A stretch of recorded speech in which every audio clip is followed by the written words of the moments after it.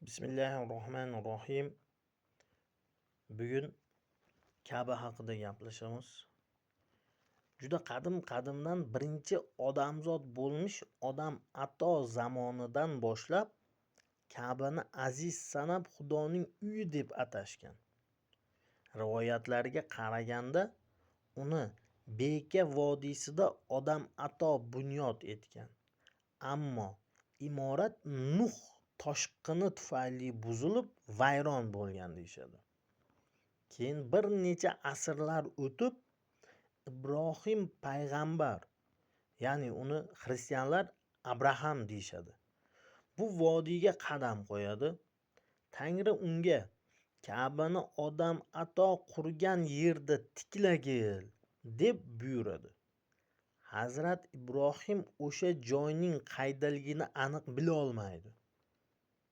Shunda bir parcha bo'z bulut uning oldiga tushib yo'l boshlaydi. Ibrohim o'z qo'li bilan Ka'bani qayta quradi. U o'g'li Ismoil bilan atrof tevarakdagi tog'lardan tosh kesib, yelkasida tashib keltiradi.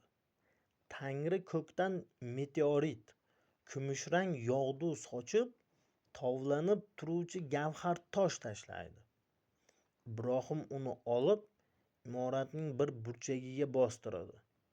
Bino to'g'ri burchakli bo'lib qad ko'taradi va Ka'ba deb ataladi. Undagi gavhar tosh yarqiroq, atrofni yoritib turadi.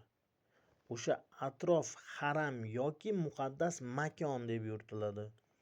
Meteoritni xalq muqaddas qora tosh yoki Hajar al-Asvad deb ataydi. Ibrohim Xudo oldida tiz cho'kib deydi: "Yo Xudo, biz imoratni qurib bitirdik. Marhamat qilib uni qabul et." Xudo Ibrohimga deydi: "Mendan o'zgaga sig'inma. Uyimni ziyoratgovchilar uchun hamisha toza tut. Mening qarshimda qo'l qovushtir, ibodat qil, ta'zim bajo ayla. Odamlarga ayt, tog' dovonlardan oshib chuqur daralardan kechib, yayov yoki tuya minib ziyoratga kelishsin."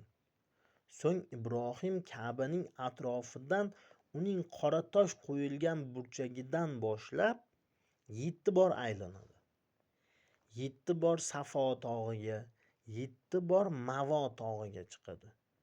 So'ngra 7 bor Arofat vodiysiga boradi. Bu birinchi haj, birinchi ziyorat edi. Shundan so'ng tevarak atrofda yashovchi arablar ham kelishib, Ibrohimga ergashib bu yerni tavof ziyorat qila boshlaydilar.